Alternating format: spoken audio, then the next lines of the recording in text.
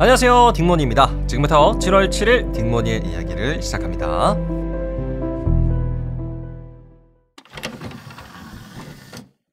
자, 오늘은 이탈리아의 슈퍼카 브랜드 페라리와 람보르기니의 이야기를 제가 한 번에 준비를 해봤어요. 어떤 차를 더 좋아하시나요? 람보르기니와 페라리 중에 저는 람보르기니가 좀 더 멋져요. 앉아보지도 못했어.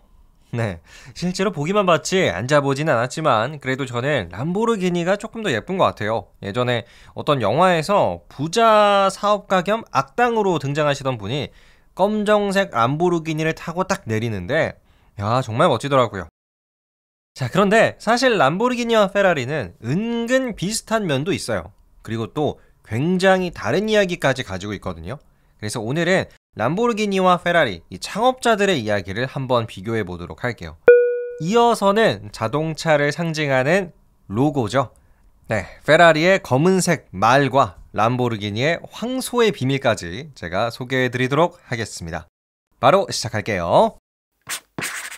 자, 페라리의 창업자 엔초 페라리, 그리고 람보르기니의 창업자 페르치오 람보르기니, 모두 이탈리아 사람이라는 공통점을 가지고 있기는 한데요. 전 직장이라고 할까요? 자신의 자동차 브랜드를 만들기 전에 하고 계시던 일이 좀 특별하고 독특해요. 일단 페라리의 창업자 엔초 페라리는 원래 유명한 레이싱 드라이버였어요. 운전에 좀 천부적인 재능이 있어가지고 13살 때부터, 초등학교 6학년이죠. 이때부터 차를 몰았다라는 이야기도 있습니다. 그러던 엔초 페라리는 정식으로 레이싱 드라이버로 데뷔를 하고요. 스쿠데리아 페라리라는 본인의 레이싱 팀까지 만들었어요. 우승도 많이 하고 꽤 잘 나갔죠. 근데 이렇게 드라이버로서 승승장구하고 있는 페라리가 왜 갑자기 자동차 회사를 만들었을까요? 왜냐하면 약간의 복수 심리가 좀 껴있는 것 같은데, 일단 그 알파 로메오라는 이탈리아의 국민 자동차 때문이었어요. 알파 로메오는 1910년 이탈리아에서 설립된 자동차 브랜드고 지금도 있고 꽤 잘 나가는 걸로 알고 있어요. 그런데 엔초 페라리가 이때 자동차 경주를 할 때마다 타던 차가 알파 로메오의 차였는데요. 하필이면 이 둘 사이에 트러블이 생긴 거죠.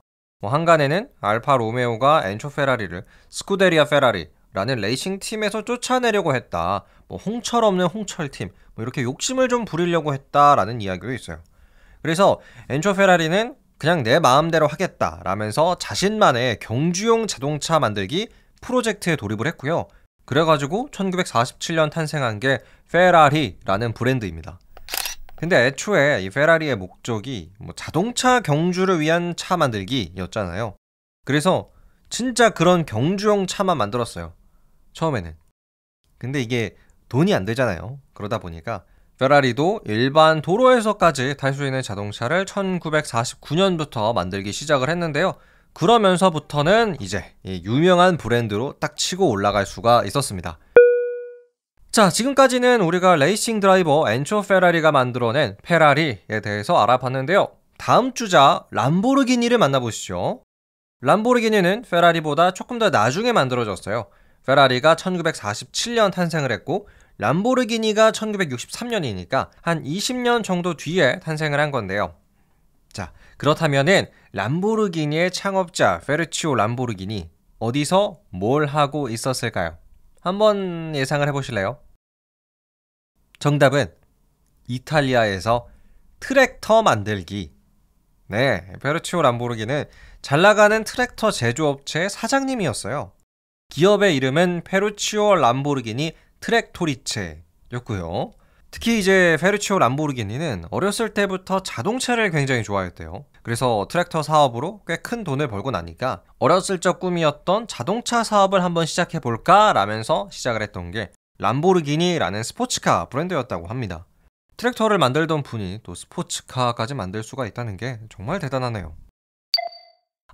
그리고 이런 이야기가 있는 걸로 알고 있어요. 페르치오 람보르기니가 실제로 페라리의 창업자 엔초 페라리를 만나서 무시를 당했다. 그래가지고 복수의 마음으로 만든 게 람보르기니다.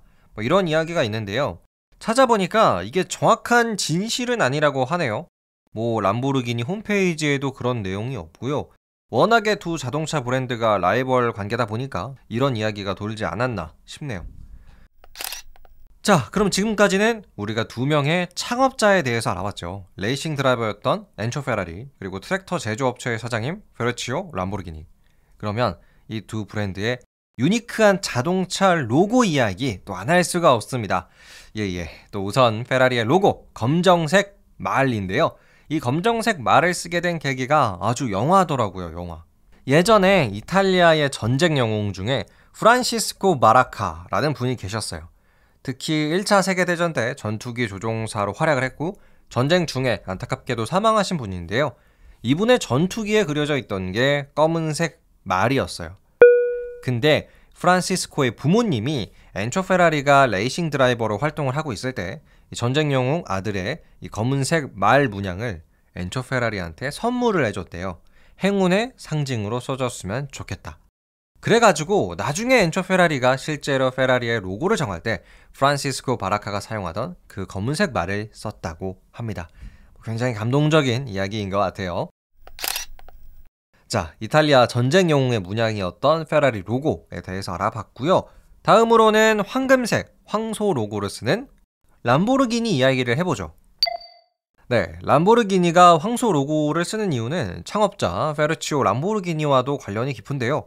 일단 이 사람이 황소자리였고요. 또 황소라는 동물 자체를 굉장히 좋아했대요. 그 검은색 황소 있잖아요. 그 투 경기에 나오는 얘네들이 또 되게 강하고 터프하잖아요. 그래서 페르치오는 람보르기니의 로고를 황소로 썼고요. 또 특이한 점은요. 람보르기니의 자동차 이름들 아벤타도르, 우르스, 무르시엘라고 이게 다 황소들 이름이에요. 아벤타도르와 무르시엘라고는 투 경기장에서 활약을 했던 아주 전설적인 황소고요. 우르스는 고대의 신화적인 황소라고 해요. 신기하네요. 자, 그럼 지금까지 람보르기니의 황금색 황소 로고까지 알아봤습니다. 끝! 네, 오늘은 여러분과 함께 제가 정말 좋아하는 두 자동차 브랜드입니다. 람보르기니와 페라리의 이야기 함께 나눠봤는데요. 차를 좋아하는 사람들은 솔직히 남녀노소를 불문하고 한 번쯤 몰아보고 싶은 자동차죠.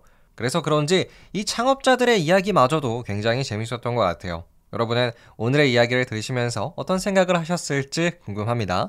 댓글로 여러분의 생각도 남겨주시고요. 저는 더 재미난 이야기로 여러분과 함께 하도록 하겠습니다. 여러분 좋은 주말 보내시고요. 감사합니다. 안녕히 계세요.